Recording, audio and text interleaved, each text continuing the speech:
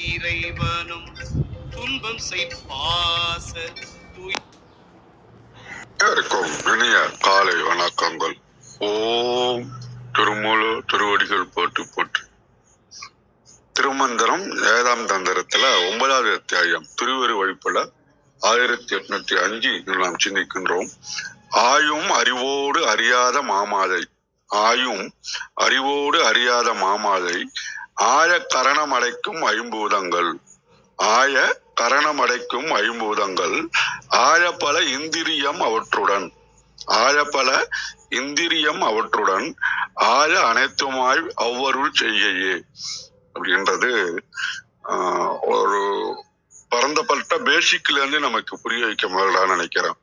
பகுத்தறிவும் அறிவோடு அறியாமை ஐம்புலன்கள் மயக்கம் அதன் கருவிகள் அந்த மயக்கத்தில் ஆயத்தக்கூடிய ஐம்பூதங்கள் மற்றும் பல இந்திரியங்கள் இவற்றையெல்லாம் சேர்ந்ததுதான் ஆன்மாவுக்குரிய தத்துவங்கள்.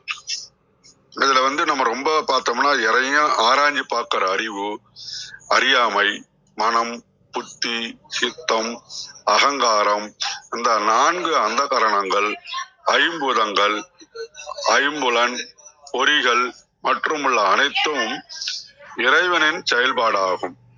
இதுதான் 96 தத்துவங்கள்னு நமக்கு கொடுக்கறாங்க. இந்த 96 தத்துவங்களை வச்சுக்கிட்டுதான் ஆன்மாவானது தன்னுடைய இயக்கத்தை செய்து கொண்டு இருக்கின்றது. இந்தியாமா நீங்க முடிச்சிருங்கம்மா, மீதி நான் அப்புறம் பேசுறேன்.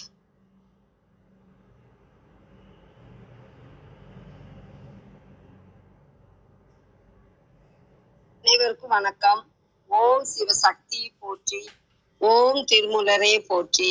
1805வது திருமந்திரம் உயிரியக்கம் அவனருள். திருமந்திரம் ஆயும் அறிவோடு அறியாத மாமாயை ஆய கரணம் படைக்கும் ஐம்பூதமும் ஆய பல இந்திரியம் அவற்றுடன் ஆய அருள் ஐந்துமாம் அருள் செய்கியே. அருமையான திருமந்திரம். எதையும் ஆராய்ந்து பார்க்கும் அறிவு, அறியப்படாததான மாமாயையான ஆணவம், இவற்றை செயல்பட வைக்கும் அந்த கரணங்களும் படைக்கப்படும் ஐம்பூதங்களும் இவற்றின் உடன் 5 அருள் சக்திகளான இச்சா சக்தி, கிரியா சக்தி, ஞான சக்தி, ஆதிசக்தி, பராசக்தி ஆகிய அனைத்தும் இறைவன் திருவருள் இயக்கத்தின் அருள் செயல்களே ஆகும். மாமாயை மூல பிரகிருதி படைக்கும் ஐம்பூதம் மண், நீர், காற்று, நெருப்பு, வானம். இந்திரிய கூட்டம் ஞான இந்திரியங்களான மெய், வாய், கண், மூக்கு, செவி. கண்மேந்திரியம் வாக்கு, பாதம், பாணி என்பன. அருள் 5 அருள் சக்திகள் 5. கழக வெளியீட்டில் ஆறுயிர் கண் முதலிய பொறிகளை துணையாக கொண்டு அறியும் அவ் உயிருடன் கூடிய மாயை மாமாயை எல்லாம் அறிவில்லன எனினும் அவற்றினின்றும் அறிவிற்கு துணையாம் கரணம், பூதம், இந்திரியம் எல்லாம் தோன்றுகின்றன. அவை அறிவிற்கு துணையாய் அறிவு போல் விளங்குவதும் திருவருள் ஆற்றலின் துணை செயலேயாம். இஃது எழுத்து நோக்க துணை செய்யும் கண்ணாடியை செய்தமைப்பது போன்றதாகும்.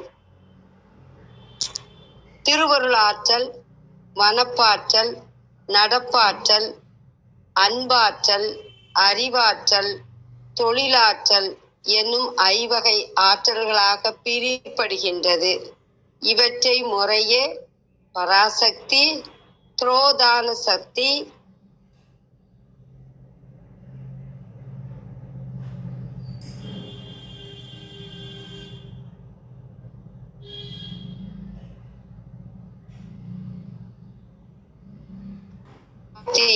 ஆயிரத்தி 987வது திருமந்திரம் கூறுவ. எனவே உலகனைத்தும் திருவருள் இயக்கத்தால் இயங்குவன. அதனால் எல்லாம் அருட்செய்கையே. அறியாத மாமாயை மூல பிரகிருதி. அனைவருக்கும் நன்றி, வணக்கம். சிவசிவ. திருச்சிற்றம்பலம். நன்றிங்கம்மா. ஆத்மா ஐயா, நீங்க தங்கள் கருத்தை பதிவிடலாம்.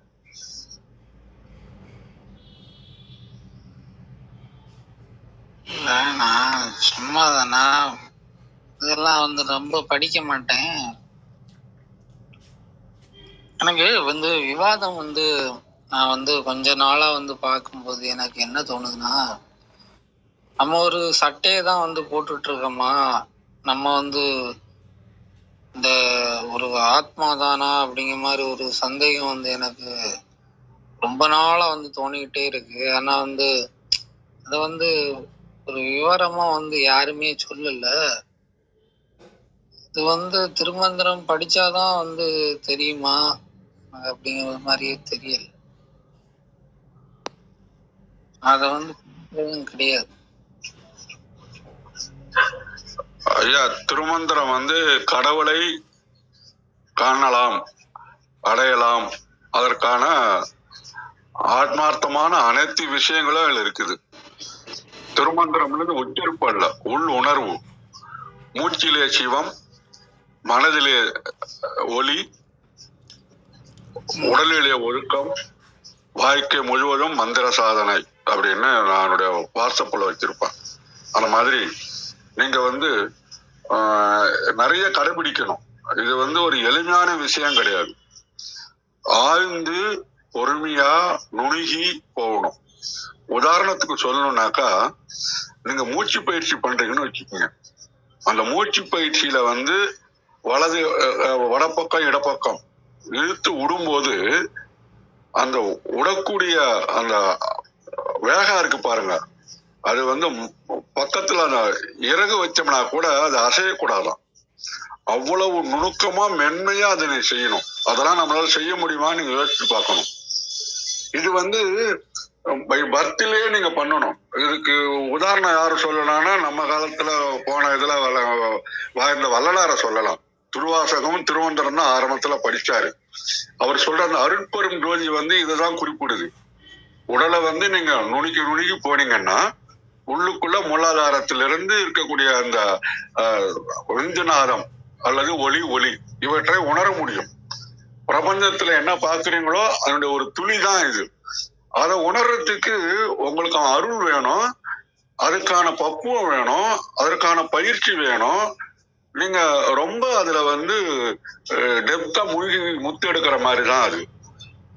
உங்க சிந்தனை கரெக்டு, பட் ஈஸியா அதுக்கு போய் ஆன்சர் தேடிட முடியாது. பல பிறவிகள் நீங்க எடுக்கணும். அதனால உங்க பக்குவம் வந்துருச்சுன்னா இம்மிடியா கூப்பிட்டுருவாரு. அப்படி இல்லைனாக்கா you should travel long ways. அதற்கான டூல் தான் இது. நீங்க அதை பயன்படுத்துறதுல இருக்குது. வேற ஏதாவது கேள்விக்கு பதில் வேணுங்களா?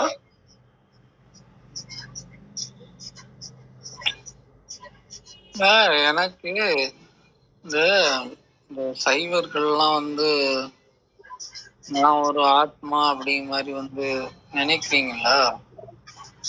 இல்ல, நீங்க அந்த ஆத்மாவை பத்தி விவாதம் பண்ணணும்னு நினைக்கிறீங்க அதானே? ஆமா. அது ஒரு வாரம் போட்டு எல்லாரும் வரட்டும், டிஸ்கஸ் பண்ணிட்டு ஈவினிங்ல ஒரு நாள், இல்லைன்னா சண்டேல ஒரு நாள். அப்புறம் இப்போ இன்னைக்கு யாரும் வரல, நீங்க ரெகுலரா வாங்க. அடுத்த சண்டேல மேபி முடிச்சிட்டு நம்ம அதை பத்தி டிஸ்கஸ் பண்ணுவோம். இல்ல நிறைய ஆன்மா பத்தி கேள்விகள்லாம் வச்சுக்கிங்க, அந்த கேள்விகள்லாம் கொடுங்க. இல்ல தனியா ஒரு அறை போடுவோம். இதுல போட்டு ரொம்ப கன்ஃபியூஸ் பண்ண வேணும். கரெக்டுங்களா? சரி, நன்றி. தொடர்ச்சியா வாங்க, உங்க மனசுல வச்சுக்கிறோம். எல்லாரும் வரட்டும், எல்லாரையும் கேட்போம். வாரமா அடுத்த சண்டே வேணா அந்த பாட்டை முடிச்சுட்டு நம்ம ஆத்மாவை பத்தி டீட்டெயிலா டிஸ்கஸ் பண்ணுவோம். இல்லைன்னா தனியா அறை போட்டு கூட பேசுவோம். நன்றி. வாருங்கள் ரத்னகுமார் ஐயா, வணக்கம். நன்றிங்க. திருச்சிற்றம்பலம். மூலர் திருவடிகள் போற்றி போற்று. திருமூலரின் திருமந்திரத்தில் 7ஆம் தந்திரத்தில் 9வது அத்தியாயம் திருவருள் வைப்பு பாடல் 1805 பார்த்துக் கொண்டிருக்கின்றோம். ஆயும் அறிவோடு அறியாத மாமாயை ஆய கரணம் படைக்கும் ஐம்பூதமும் ஆயப்பல இந்திரியம் அவற்றுடன் ஆய அருள் 5 மாருள் செய்கையே. விளக்கமாக சரவணையா தளத்திலிருந்து புலன்களால் ஆராய்ந்து அறியக்கூடிய உலக அறிவின் துணையால் அறிந்து கொள்ள முடியாத மாபெரும் மாயையாக இருக்கின்ற இறைவன் 5 பூதங்களையும் அந்த 5 பூதங்களால் ஆகிய உடலையும் அந்த உடலுக்குள் அந்த கரணங்களாக இருக்கின்ற 4 விதமான மனம், புத்தி, சித்தம், அகங்காரம் என்ற உள் உணர்வுகளையும் அந்த உயிருக்கு பலவிதமான தத்துவங்களாகவும் அந்த தத்துவமாக இருக்கின்ற 5 விதமான இந்திரியங்களையும், அதாவது கண், காது, மூக்கு, வாய், மெய் இந்திரியங்களையும் படைத்து இந்திரியங்களையும் தமது படைத்தல், காத்தல், மறைத்தல், அருளல், அழித்தல் ஆகிய 5 தொழில்களின் மூலமே உருவாக்கி அருளுகின்றான். இறைவனின் 5 தொழில்களா என்ன சொல்வது? படைத்தல் சொன்னாங்க. தம்முடைய பேரான்மாவிலிருந்து ஆசையின் காரணமாக பிரிந்த ஜீவான்மாவை உலகத்தில் அந்த ஆசைகளை அனுபவிக்க 5 பூதங்களை சேர்த்து தகுந்த உடலோடு படைத்தல். காத்தல், அந்த உடலுக்குள்ளேயே இயங்குகின்ற சக்தியாக இருந்து உயிர் உள்ள காலம் வரை காத்தல். மறைத்தல், அவ்வாறு தாம் உடலுக்குள் இருப்பதை உயிர்கள் உணராதபடி மரக்கருணையினால் மறைத்தல்.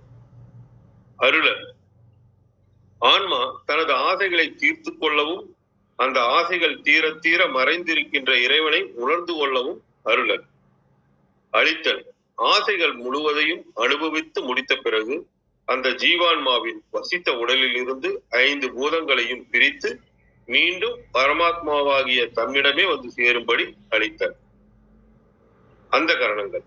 அதனால் பார்த்தோம் இல்லையா, மனமானது சங்கல்பம் அதாவது விருப்பம் மற்றும் விகல்பம் அதாவது சந்தேகம் ஆகியவைகளின் தன்மையாகும். புத்திங்கிறது மனதின் முடிவெடுக்கும் பகுதி, பொய்யிலிருந்து உண்மையை பகுத்தறிந்து அதன் மூலம் ஞானத்தை சாத்தியமாக்கும் பகுதி. சித்தம், இது பதிவுகள், நினைவுகள் மற்றும் அனுபவங்கள் சேமிக்கப்படும் உணர்வு. அகங்காரம், அதுதான் சித்தம் சொல்றது. அகங்காரம்ங்கிறது நான் என்னுடையது என்று எண்ணுவது.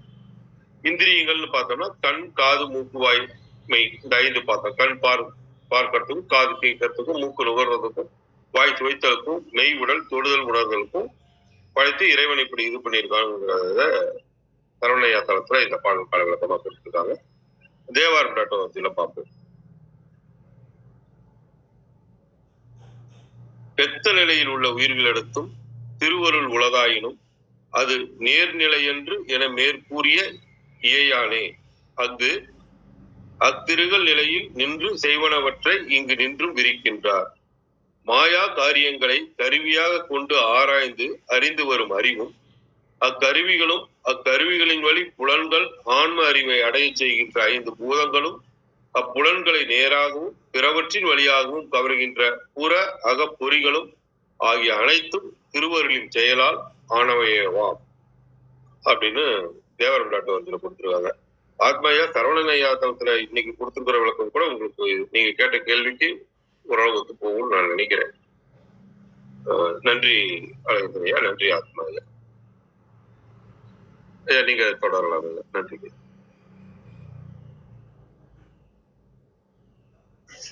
நன்றிங்க ஐயா. ஐயா ஆன்மாவுக்கு வடிவம் உண்டுன்னு சொல்லியிருக்காரு திருமந்திரத்துல.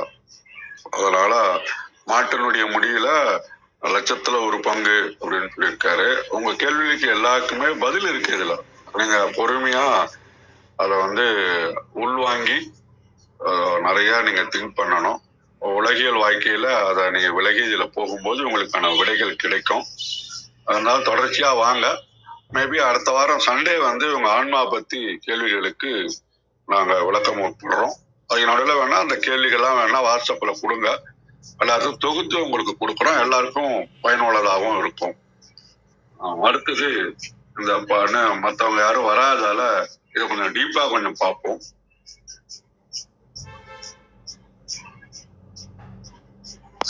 இந்த பாடல் பாத்தீங்கன்னா ஆன்மா, மாயை, கரணங்கள், 5 பூதங்கள், புலன்கள், 5 தொழில்கள், சக்திகள் இப்படின்னு எல்லாம் சேர்ந்ததுதான் 96 தத்துவம்.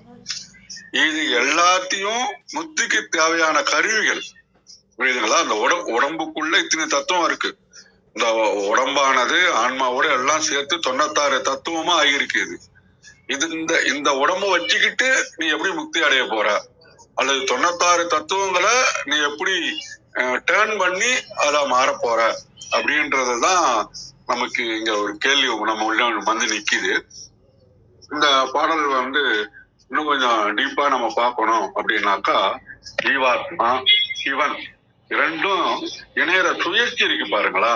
இதுக்கு வந்து அறியாம, அவிச்சை அறியாம, கரணங்கள், அந்த கரணங்கள், பஞ்சபூதங்கள், இந்திரியங்கள், புலன்கள், ஐம்புலன்கள், இது எல்லாமே இறைவன் திருவருளால படைக்கப்பட்டிருக்குது.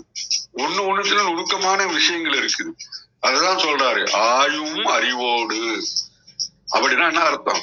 ஆராயத்தக்க அறிவு, வித்யா தத்துவம் அல்லது ஞான தத்துவம். அப்புறம் அடுத்து சொல்றாரு, அறியாத மாமாயை. அறியாமையே தரும் பெரும் மாயையும் இருக்குது. இங்க மாயா தத்துவம் வருது, எல்லாமே இருக்குது. ஆயக்கரணம், ஆன்மாவுடைய தொழில் என்ன? அந்த கரணங்கள். ஆன்மாவுக்கு ஃபர்ஸ்ட் எடுத்தவொடனே வர்றது என்ன? அந்த கரணங்கள். மனம், புத்தி, சித்தி, அகங்காரம். இது 4 தரவா இருக்கணும். நீங்க கேட்கிற ஆன்மாவுக்கு பதில் இதுதான். ஆன்மாவுடைய ஃபர்ஸ்ட் இனிஷியல் வெளியில வரக்கூடிய அந்த எப்படி பாராசூட் விரிக்கும் போது வருதோ அது மாதிரி வரக்கூடிய ஃபர்ஸ்ட் அந்த கரணங்கள் வந்து மனம், புத்தி, சித்தி, அகங்காரம். இப்ப வந்து இவற்றை ஏற்கிறது எது? இந்த மனம், சித்தம், அகங்காரத்தை ஏற்கிறது எது? படைக்கும் ஐம்பூதங்கள். ஐம்பூதங்கள் எது? நிலம், நீர், தீ, காற்று, ஆகாயம். அப்ப இந்த 5 பூதங்கள் தான் இந்த அந்த கரணங்களை இயக்குது. மழை பெய்யும் போது, வெயில் அடிக்கும் போது, சூழ்நிலை தோன்ற மாதிரி உடல் மாறுது. ஆழப்பல இந்திரியமும். அப்ப ஆன்மா அனுபவிப்பதற்கு பல வகையான இந்திரியங்கள் இருக்குது. ஞானேந்திரம், கர்மேந்திரம். கண்ணு, காது, மூக்கு இருக்கு பார்த்தீங்களா? அது வந்து பிசிக்கல். அது கூட இருக்கக்கூடியது ஞானேந்திரம், கர்மேந்திரம், ஞானேந்திரம். கண்ணுக்கு பார்க்கக்கூடிய இருக்கிறது ஒண்ணு. இதுதான் ஞானேந்திரம், கர்மேந்திரம். இவன் அனைத்து உயிர்களும் பொருந்தி அமைத்து இறுதியில உயிரை வந்து தன்கிட்ட ஒடுக்கிப்பான். எப்ப நீங்க வந்து பக்குவப்பட்டுக்கிட்டா. கொதிக்கின்ற எண்ணெயில இருந்து வடை எப்படி வெந்துச்சுன்னா எடுத்துடுறோமோ அது மாதிரி இந்த ஆன்மா மாய உலகத்துல இந்த ஆன்மா தத்தளிச்சுட்டு இருக்கும். எப்ப வந்து எல்லாம் அடங்கி ஒடுங்கி சிவத்தை அறிய ஆரம்பிக்குதோ அப்ப இறைவன் தன்கிட்ட சேர்த்துப்பான். அதுக்கு முன்னாடி இந்த 96 தத்துவங்களால் ஆன அந்த உடம்பு நீ நினைக்கிற மாதிரி எல்லாம் உனக்கு கடவுள் கொடுத்துட்டு இருக்கிறார். என்ன நினைக்கிறதோ அது கொடுக்கிறார். அதுக்கான விளைவை நீ அனுபவிக்கிறார்.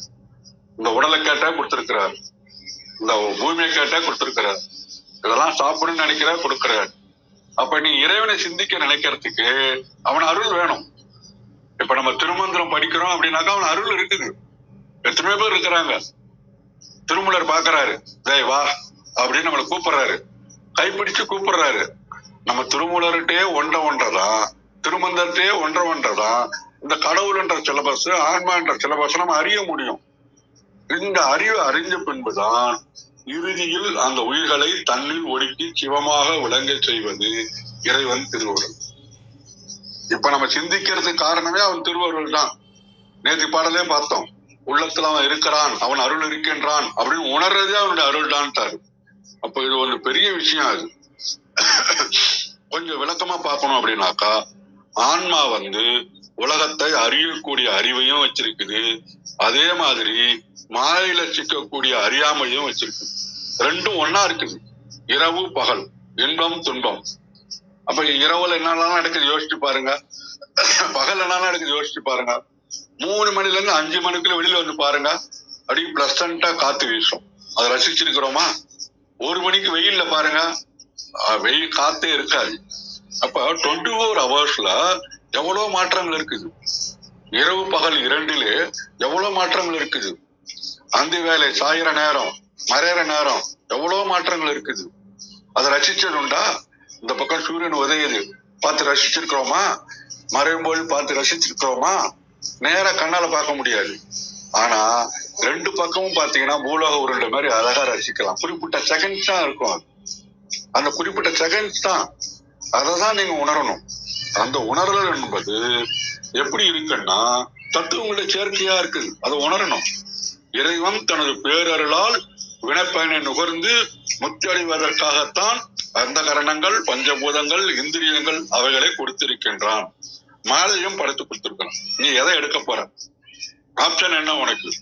இந்த இந்திரியங்களையும் ஞானேந்திரங்களையும் பயன்படுத்தி இந்த வாழ்க்கை அனுபவிக்க போறியா, அல்ல இந்த மாலையும் புரிஞ்சுக்கிட்டு இதுல இருந்து விலகி இருக்க போறியா?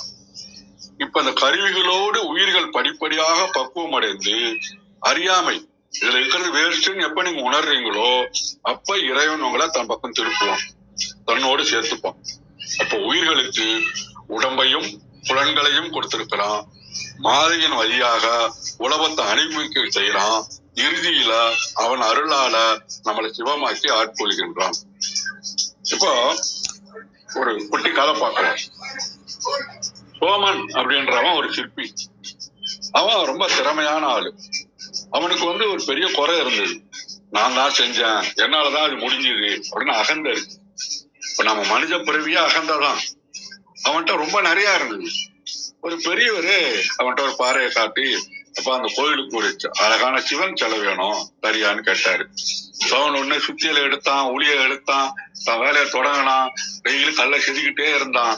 ஆனா அவன்கிட்ட தலை தூக்கியது, என்ன என் கையில இல்லாத என்ன வந்திருக்கு, இது வெறும் பாறை தானே, என் அறிவாலயம் திறமையாலையும் இந்த அழகான சிவனை நான் உருவாக்கிட்டு இருக்கேன் அப்படின்னு ரொம்ப ப்ரௌடா இருந்தான்.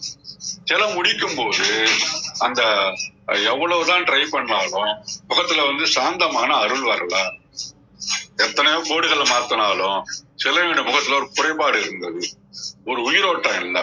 கலைச்சு போயிட்டான் சோமன். அப்பதான் அவனோட அகந்த குறைய ஆரம்பிச்சு. அப்ப அந்த ஐயா அந்த துறவி அவன் டயர்ட் ஆகிறத பார்த்துட்டு, என்னப்பா அப்படின்னு கேட்டாரு. அவன் இந்த மாதிரி விஷயத்த சொன்ன உடனே, என் அறிவு, என் புலன்கள், என் திறமை எல்லாத்தையும் பயன்படுத்திட்டான், ஆனா வரலீங்க அப்படின்னு யோசிக்கிறான். அப்ப துறவி மென்மையா பதில் சொல்றாரு, நான் இந்த சிலையை செய்யறேன் அப்படின்ற அறியாமல நீ இருக்கிற நீனு. இந்த உடம்பு, கை கால்கள், அதை இயக்கும் அறிவு எல்லாம் கொடுத்தது யாரு? இறைவன் அருள். அவன் கொடுத்த பஞ்சபூதங்கள் உடலையும் கரணங்களையும் வைத்துக் கொண்டு நான் செய்தேன் என்று ஆணவம் கொள்கின்றாய். கருவிகளை இயக்கும் அருளை மறந்துவிட்டு கருவியாகவே நீயே எல்லாம் என்று நினைப்பது உன் குறை அப்படின்னு சுட்டி காட்டினாரு.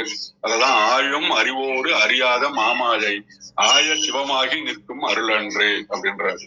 உயிர்களுக்கு அறிவை கொடுத்திருக்கிறான், இந்திரியங்களை கொடுத்திருக்கிறான், உடலை கொடுத்திருக்கிறான், மாலையை கொடுத்திருக்கிறான், கடைசியில சிவமாக்கிற வரியும் கொடுத்திருக்கிறான். ஆனா இவற்றெல்லாம் ஆக்குவது திருவுருள் தான். அப்பதான் உணர்ந்தான், சுத்திரி உளியில் கீழே வைக்கான். தன்னுடைய அகந்திய துறந்து, இறைவா இந்த உடலும் திறமையும் உன்னுடையது, இந்த வழியே நீ கிளையை அமைத்துக்கொள் அப்படின்னு அவன்கிட்ட நீ சரண்டர் ஆனாக்கா, உண்மையாக நீ சரண்டர் ஆகிட்டாக்கா, எடுத்துக்கிட்டு இப்ப உளியை எடுத்தான், நான் செய்யறேன்றத மறந்துட்டான், தன் கையாலே செஞ்சான். சற்று நேரத்துல சிலையின முகத்துல ஒரு தெய்வீக புன்னகை வந்தது. அளவற்ற சாந்தத்தோட அந்த சிலை ரெடி ஆயிடுச்சு. நம்ம அறிவு, திறமை, உடல் எல்லாம் இறைவன் தந்த கருவிகள். நான் செய்யறேன் அப்படின்னு அகந்தை விட்டுணும். எல்லாவற்றையும் இறைவனின் திருவுருளாக செயல்படும் போதுதான் நம் வாழ்வே சிவமாதாகி அருள் பண்போம். அப்ப இன்றைய டே டு டே அப்ளிகேஷன்ல பார்த்தோம்னு சொன்னா, நான் செய்தேன் அப்படின்னு வரவே கூடாது. ஈகோ மேனேஜ்மெண்ட் நம்ம பண்ணி ஆகணும். நடைமுறையில இது ஒண்ணும் வெற்றி அடையலைன்னா இது என் திறமை இல்லை, அவனுடைய கருவி நாம அப்படின்னு நாம நினைக்கணும். உடலையும் புலன்களையும் சரியா பயன்படுத்தணும். மைண்ட்ஃபுல்னஸ் அண்ட் செல்ஃப் கண்ட்ரோல் ரொம்ப வேணும். அப்புறம் அறியாமையை ஏத்துக்கணும். நம்ம இன்னும் லேர்ன் பண்ணணும். ஆன்மா பத்தி தெரியலான்னு நிறைய கத்துக்கணும்னு அர்த்தம். ஆன்மா கிட்ட போனா நிறைய கத்துக்கணும்னு அர்த்தம். கடவுளுடைய சிலபஸ் நிறைய படிக்கணும்னு அர்த்தம்.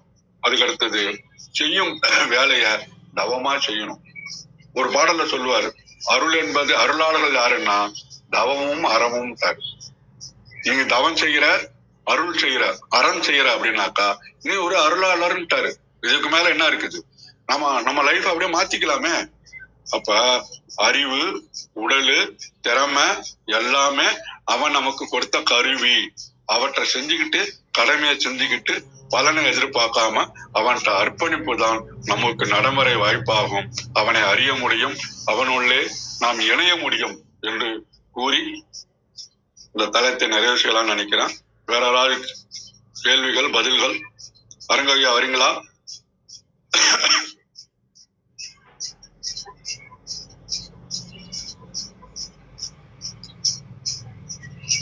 ஆத்மா ஐயா இன்னைய பாடல் கூட உங்களுக்கு பதில் கிடைக்கும்னு நினைக்கிறேன் நான். ஏன்னா ஆன்மாவை பத்தி நிறைய சொல்றாரு. அதான் 96 தத்துவங்கள் கொண்டது. இது கொஞ்சம் பெரிய ஓஷன் மாதிரி ஒரு பாட்டா புரிஞ்சு நுணுகி ஆராயணும். ஒரே வேலை அவன் சரண்டா அடைஞ்சிருதான். இந்த சிந்தனையை கொடுத்துருக்கிறான்னா அவங்களுக்குள்ள தாக்கத்தை ஏற்படுத்தி இருக்கிறான். அவனை சரணடைய அவனே புரிதல் கொடுப்பான் உங்களுக்கு. நான் திருமந்திரம் நான் திருக்குறளை அடிக்கடி ஃபாலோ பண்ணுவேன். அதுல ஒரு குறள் உண்டு. அது எப்படின்னா